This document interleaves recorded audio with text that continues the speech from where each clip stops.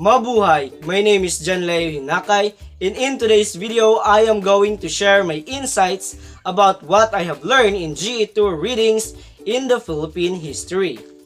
This is particularly talks about the history of the Philippines that is not written in any history books. There are many mythical or semi-mythical lands that capture the imagination of Europeans during the great age of explorations and colonization that occurred between 1400s and 1800s.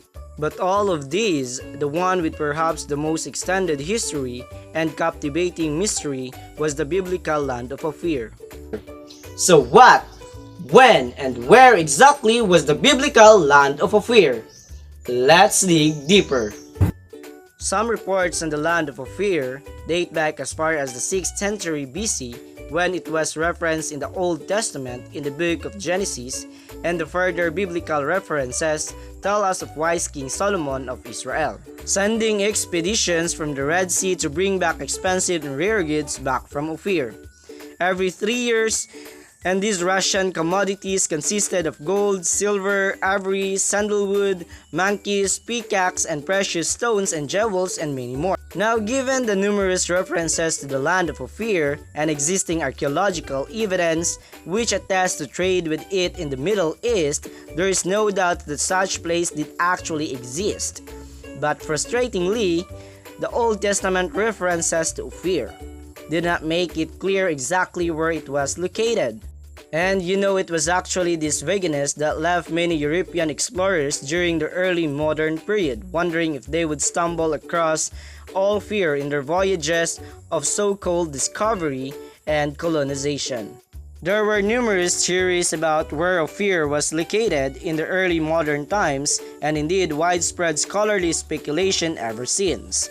Unsurprisingly, given the references to Solomon sending expeditions from the Red Sea, there has generally been a consensus that Ophir would have been located somewhere in the broad expanse of countries that now ring Indian Ocean or further to the east in the western extremities of the Pacific Ocean, or what is now Southeast Asia. For instance, Tommy Lopez wrote an eyewitness account of Vasco da Gama's journey around Africa to India in the first years of the 16th century or the 1500s, and he reasoned that Ophir was a biblical reference to the region around Zimbabwe and Mozambique, and this was because Zimbabwe and Mozambique were the center of the gold trade in sub-Saharan Africa in the early modern times.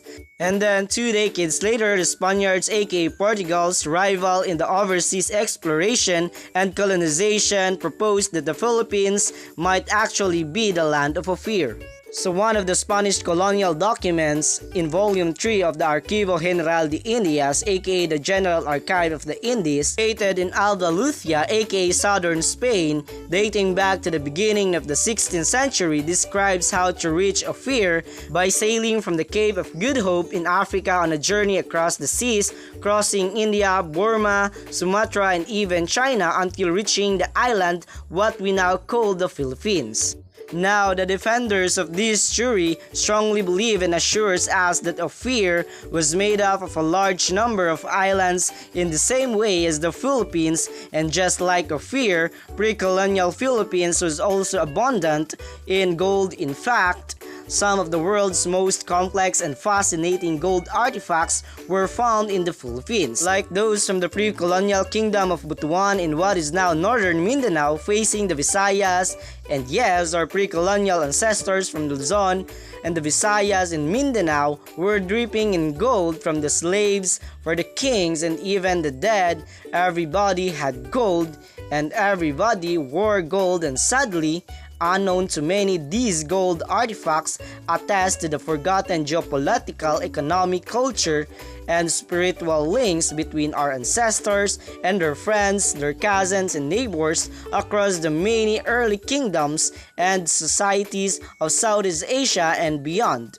The English mystic and writer John Dee, who was perceived by many and claimed to be a so-called prophet of the British Empire, actually discussed Ophir and where it might be located in his writings. So he kinda wrote extensively about it in his highly influential treatise called The General and Rare Memorials Pertaining to the Perfect Art of Navigation, published in London back in 1577. But his claims remain sketchy or dubious at best. In fact, John Dee himself had dubious reputation as a sorcerer and basically a peddler of what we now call fake news and imperialist propaganda long after his death. And speaking of the British Empire, actually, Gonong Ledang, the highest mountain in the Malay Peninsula, which has long been revered by the locals and believed to be home of mythical folklore such as that of the legend of Putiti, Gonong Ledang, and the Sultan of Malacca, has been known to the English of Mount Ophir. In fact, this day,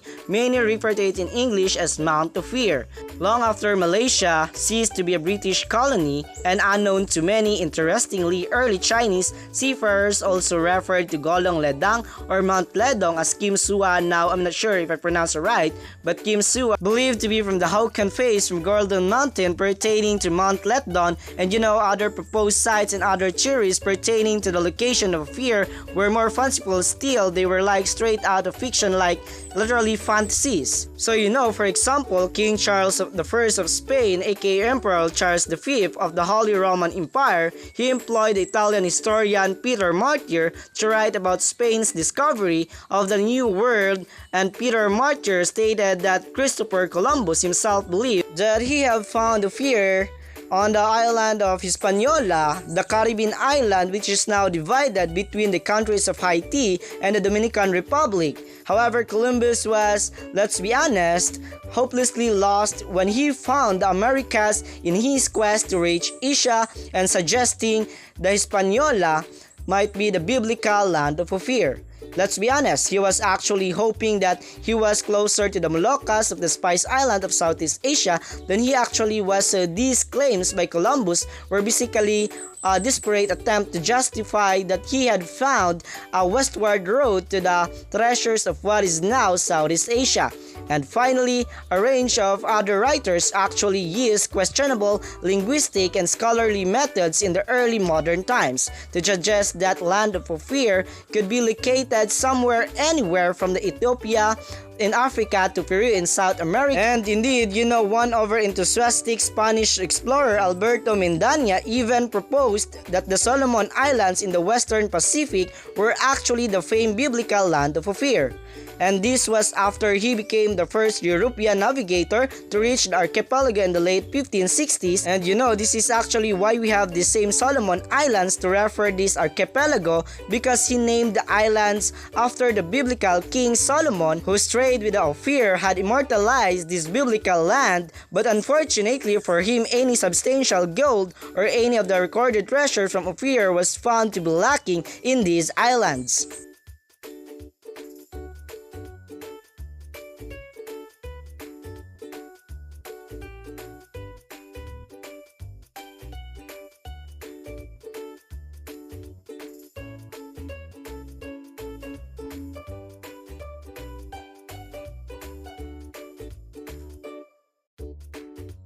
Okay, now back to our topic, back to the biblical land of Ophir. So if we set aside these fanciful theories about the location of the land of Ophir, it is generally believed that the biblical references and other ancient records about Ophir were accurate in recounting that such a land existed, but it is much more likely that this fabled kingdom was to be found somewhere between Arabia and India, or in India itself, or even in the island of Southeast Asia, because these regions are the regions where the goods that were noted as being obtained from Ophir are available from, and actually not just available but abundant, like gold, ivory, sandalwood, monkeys, silver, pickaxe, and precious jewelries. Whereas some of these commodities such as sandalwood and peacock feathers, these could not be obtained from places like East Africa back in biblical times. Moreover, there is additional evidence suggesting that these other regions from Arabia to India and Southeast Asia are likely identifiable with the land of Ophir. For instance, both the 1st century AD Romano Jewish historian Josephus and the 4th century AD Church Father St. Jerome wrote about Ophir in such a way as to make it clear they believed it was in India. Other scenes have used linguistic evidence to suggest that Ophir was actually in Persia or what is now modern-day Iran, and other interpretation of these evidences point to the island of Sri Lanka or even the East Indies, aka the islands of Aranyo, countries of the Philippines, Indonesia, and Malaysia. So in short, all of these theories are indeed plausible. In other words, they were indeed reasonable. However, despite this widespread interest in the land of Ophir during the age of explorations and colonization, to this very day there is no definitive conclusion that was ever reached as to where Ophir was actually located. If I were to be honest, the truth remains that we simply do not yet have enough evidence to accurately pinpoint the exact location of this legendary biblical kingdom. Indeed, as late as the 1870s, when the Europeans began exploring and colonizing the interior of Africa for the very first time, explorers such as the German geographer Karl Marx were roving around Zimbabwe in search of the land of Ophir and search of King Solomon's mines. Others were not searching for Ophir, but they were still inspired by it. Such was the case with the town of Ophir, which was established in California back in the late 1840s, during the famous California gold rush of the mid-1800s. In thus, Ophir, a fabled biblical land that preoccupied such famed European explorers like Vasco da Gama and Christopher Columbus, has continued to hire the imagination of many and the centuries since. And despite the lack of definitive conclusions of our continues to captivate the fascination and arouse such passionate convictions and to be honest, somewhat blind faith of people into the modern day, into the age of social media, when misinformation and disinformation continues to be rampant and exploited around the world. And that's all for today's video. Thank you for watching.